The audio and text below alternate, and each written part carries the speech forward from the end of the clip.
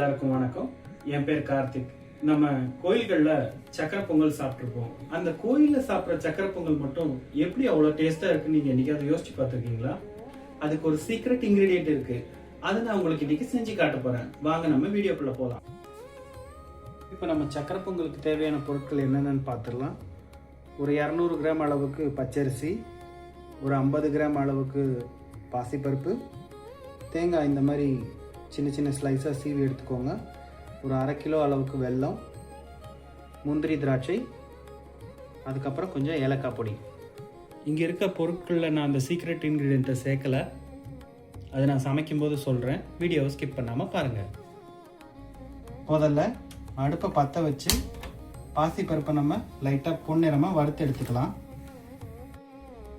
இந்த மாதிரி ஒரு கடாயை வச்சு கடாய் சூடானதும் அதில் பாசிப்பருப்பை போட்டுடலாம்.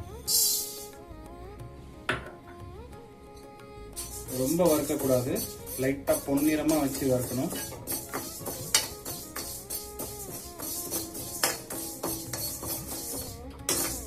இந்த மாதிரி பொன்னிறம் ஆனதுக்கப்புறம் இதை நம்ம தனியாக எடுத்து வச்சுக்கலாம். இந்த மாதிரி ஒரு பாத்திரத்தில் பருப்பும் நம்ம எடுத்து வச்சிருக்க அரிசியும் வேகிறதுக்கு தேவையான அளவு தண்ணி ஊற்றிக்கோங்க.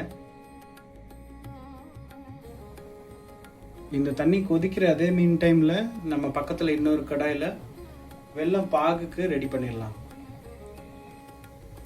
இப்போ பக்கத்து அடுப்பில் அரிசிக்கும் பருப்புக்கும் தேவையான தண்ணி கொதிச்சுக்கிட்டு இருக்கு. நம்ம அந்த சமயத்தில் வெல்லம் பாகுக்கு தேவையானதை நம்ம ரெடி பண்ணிக்கலாம். இந்த மாதிரி ஒரு கடாய் எடுத்துக்கோங்க. அது சூடானதுக்கப்புறம் இந்த வெல்லத்தை அதில் போட்டுருங்க.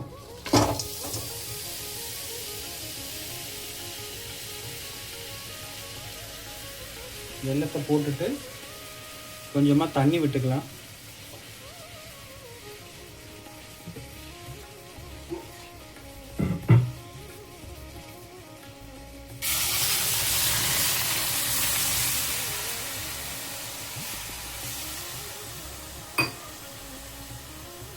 இந்த வெல்லம் நல்லா உருகி பாக மாறி வரும். அது வரைக்கும் நம்ம வெயிட் பண்ணலாம். இதை நான் அப்படியே போட்டுட்டேன். நீங்கள் உடச்சி போட்டிங்கன்னா இன்னும் கொஞ்சம் சீக்கிரமாக ஆகும்.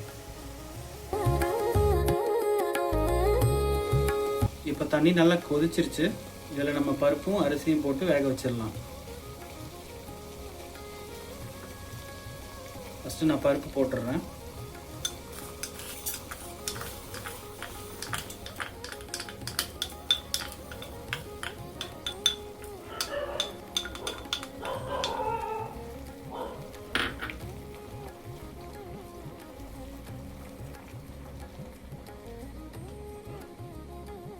அப்புறம் அரிசி,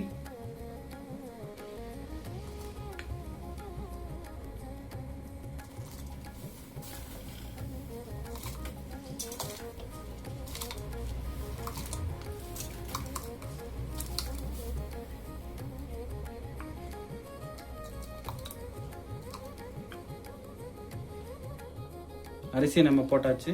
அரிசி வேக கொஞ்ச நேரம் ஆகும். அது வரைக்கும் நம்ம வெயிட் பண்ணலாம். அரிசி போடுறதுக்கு முன்னாடி ஒரு 2-3 வாட்டி நல்லா கழுவிட்டு போடுங்க. அரிசியும் பருப்பும் போட்டிருக்கோம், வேகட்டும்.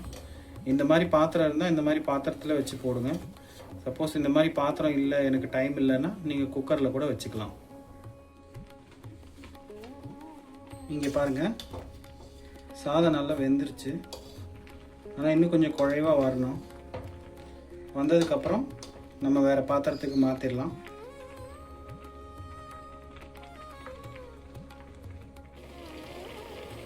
சாதம் வெந்ததுக்கு அப்புறமா இந்த மாதிரி ஒரு பெரிய பாத்திரத்துக்கு மாற்றிட்டு சாதத்தையும் பருப்பையும் நல்லா மசிச்சு விட்டுக்கலாம்.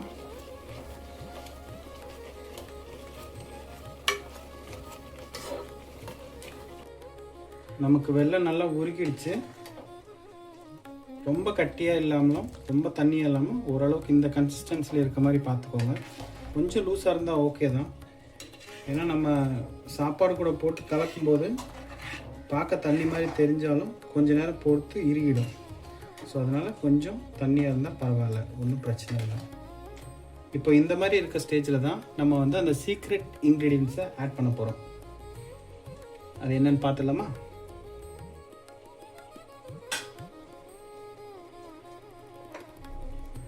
ஃபஸ்ட்டு சீக்ரெட் இன்க்ரீடியண்ட் சுக்கு, ட்ரை ஜிஞ்சர் பவுடர். அது ஒரு 1/4 டேபிள் ஸ்பூன் அளவுக்கு ஆட் பண்ணிக்கலாம்.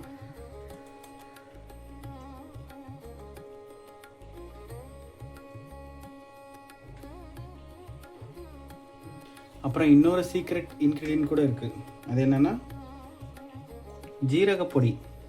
எஸ், ஆமாங்க, ஜீரகப்பொடி தான் அந்த மெயினான சீக்ரெட் இன்க்ரீடியண்ட்.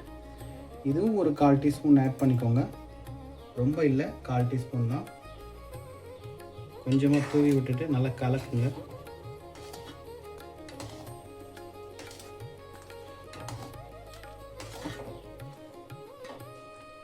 இதிலே நீங்கள் ஏலக்காய் பொடி போடுறதுனாலும் போடலாம், இல்லை எடுத்து மிக்ஸ் பண்ணும்போது போடுறதுனாலும் போடலாம். நான் ஏன் சுக்கு பொடியும் ஜீரக பொடியும் இதில் போட்டோன்னா நம்ம அப்படியே டைரெக்டாக ஊற்ற போகிறதில்ல, வடிகட்டி தான் ஊற்ற போகிறோம். ஸோ இதில் ஏதாவது அந்த கசடு, இந்த சுக்கோட சின்ன சின்ன பீசஸ் இருந்ததுன்னா அது வடிகட்டியில் தங்கிடும். அதே மாதிரி வெல்லத்துலேயும் சில மண் துகள்கள் இருந்ததுனாலும் அது வடிகட்டி வழியாக நமக்கு ஸ்டெயின் ஆகி நின்றுடும். நீங்கள் எப்பவுமே வெல்லம் கரைச்சி ஊற்றும்போது டைரெக்டாக ஊற்றாமல் வடிகட்டி ஊற்றுனீங்கன்னா ரொம்ப சேஃப். இப்போ இதெல்லாம் ஒன்றா நல்லா மிக்ஸ் ஆயிடுச்சு. நம்ம இதிலே ஏலக்காய் பொடியும் சேர்த்துடலாம். ஏலக்காய் பொடி ஒரு 1/2 ஸ்பூன் சேர்த்துக்கலாம்.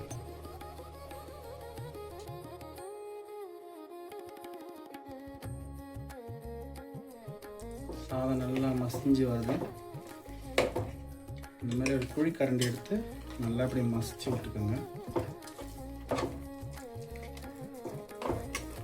ரொம்ப மசிக்கக்கூடாது, சாதமாகவும் இருக்கக்கூடாது. சாதம் உடையிற அளவுக்கு. ரொம்ப மசிச்சாலும் அப்புறம் கூழ் மாதிரி ஆகிடும். இந்த கன்சிஸ்டன்சி வந்ததுக்கப்புறமா இப்போ நம்ம சர்க்கரை பாகை ஊற்ற போகிறோம். இந்த மாதிரி ஒரு ஸ்டீல் ஸ்டெய்னர் எடுத்துட்டு அதில் இந்த மாதிரி வடிகட்டி ஊற்றிக்கிடுங்க. ஊற்றிட்டிங்கன்னா ஜீரகப்பொடி, சுக்கு பொடி, ஏலக்காய் பொடியோட கசடெல்லாம் இந்த ஸ்டெய்னரில் தங்கிடும். உங்களுக்கு சாப்பிடும்போது வாயில் வராது. அப்புறம் இதை நல்லா மிக்ஸ் பண்ணுங்க.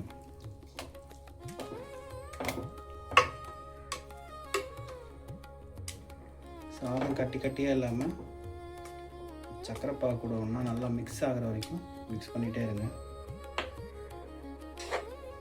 ஸ்டவ் சிம்லேயே தான் வச்சுருக்கேன், ஹை ஃப்ளேமில் நான் வைக்கல. சிம்லேயே வச்சு பொறுமையாக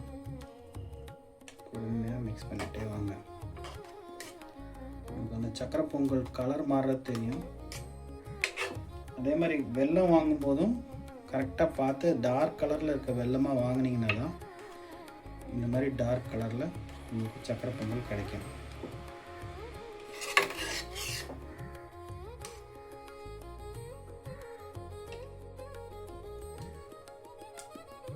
இந்த மாதிரி கலந்து விட்டுருங்க. இங்கே பார்த்தீங்களா இந்த கன்சிஸ்டன்சியில் இருக்கும். சிம்லேயே ஒரு 5 மினிட்ஸ் கலந்தீங்கன்னா இது கொஞ்சம் கூட எரிக்கிடும்.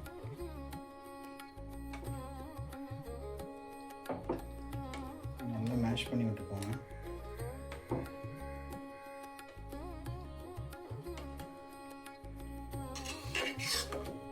இது ஒரு 5 மினிட்ஸ் இருக்கட்டும். நம்ம வந்து இதுக்கு போட வேண்டிய முந்திரி, திராட்சை இதெல்லாம் நெய்யில் வறுத்து எடுத்துடலாம். இந்த மாதிரி ஒரு குட்டி தாளிப்பு கடாய் எடுத்துக்கோங்க. இதுவே நமக்கு போதுமானது. இதில் வந்து நம்ம ஃபஸ்ட்டு தேங்காயை நெய்யில் வறுத்து எடுத்துடலாம்.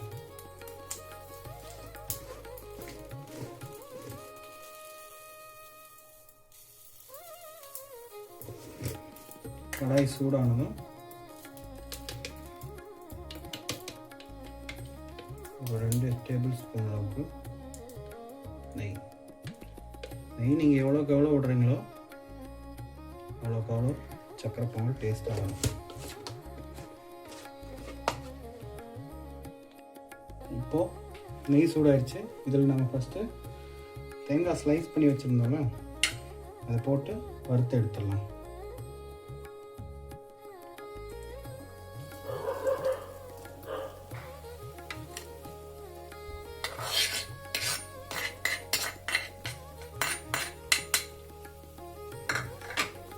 சிம்லே வச்சு வறுத்துக்கோங்க.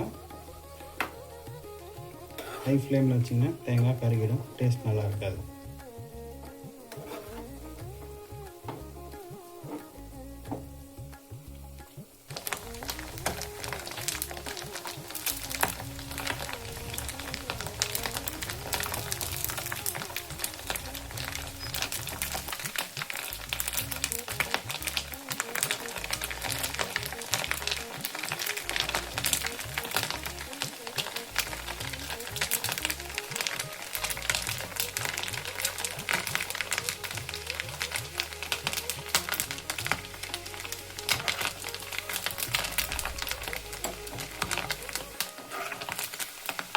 இந்த மாதிரி கொஞ்சம் கொஞ்சமாக இது ஒரு ப்ரௌன் கோல்டன் ப்ரௌன் கலரில் ஆகும். அது வரைக்கும் நெய்யில் வறுத்துருங்க.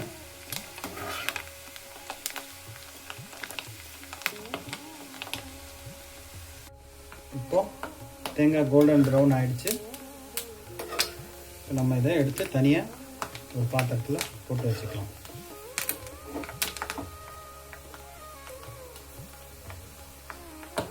இப்போது தேங்காயை வறுத்தெடுத்து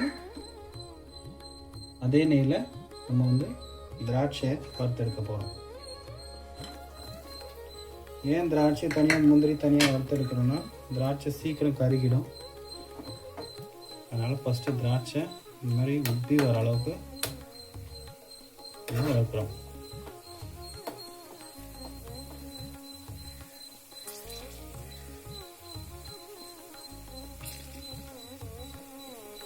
இந்த மாதிரி பால் மாதிரி வரும்.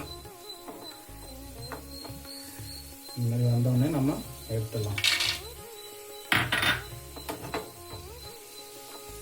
இந்த மாதிரி இன்னும் ஒரு ப்ரௌன் கலரில் வந்தோம். ஓகே, இப்போ நம்ம இந்த திராட்சை எடுத்து தனியாக வச்சிடலாம். இப்போ நம்ம இதே நெய்யில் முந்திரியை வறுத்து எடுத்துடலாம்.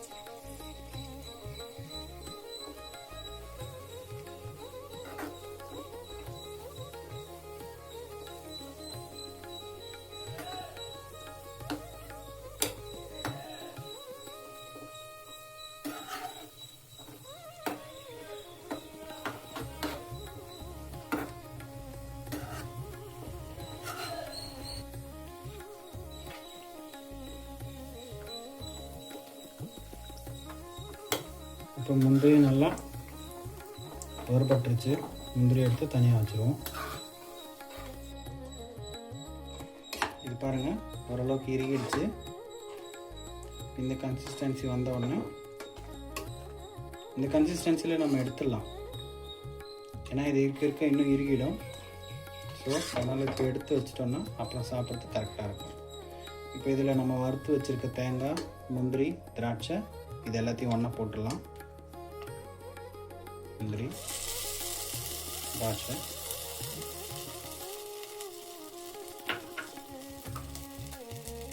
தேங்காய்,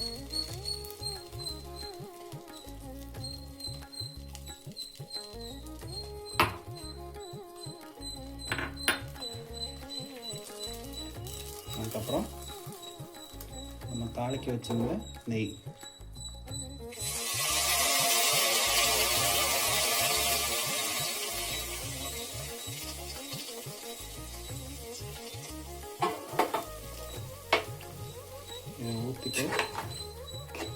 நல்லா மிக்ஸ் பண்ணிக்கோங்க. நெய் பொங்கலோட எல்லா இடத்துக்கும் போய் மிக்ஸ் ஆகணும்.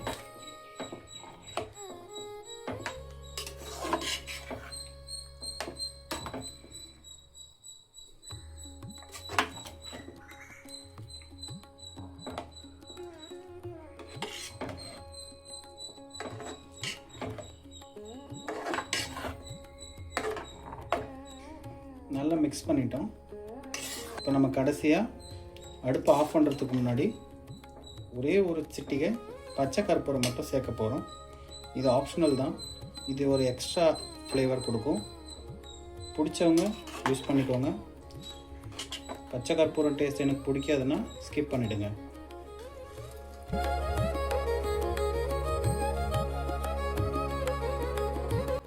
இப்போ நம்ம செஞ்சு முடிச்ச சக்கரை பொங்கலை டேஸ்ட் பார்த்துடலாம். சுட சுட இருக்க பொங்கல் எடுத்து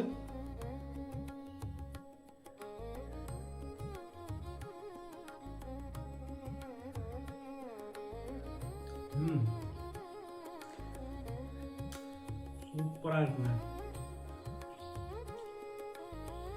நீங்களும் இந்த மாதிரி செஞ்சு பாருங்க. டேஸ்ட் ரொம்ப நல்லா வந்திருக்கு. உங்களுக்கு இந்த வீடியோ பிடிச்சிருக்குன்னு நினைக்கிறேன். பிடிச்சிருந்தா லைக் பண்ணுங்கள், சப்ஸ்கிரைப் பண்ணுங்கள். நன்றி, வணக்கம்.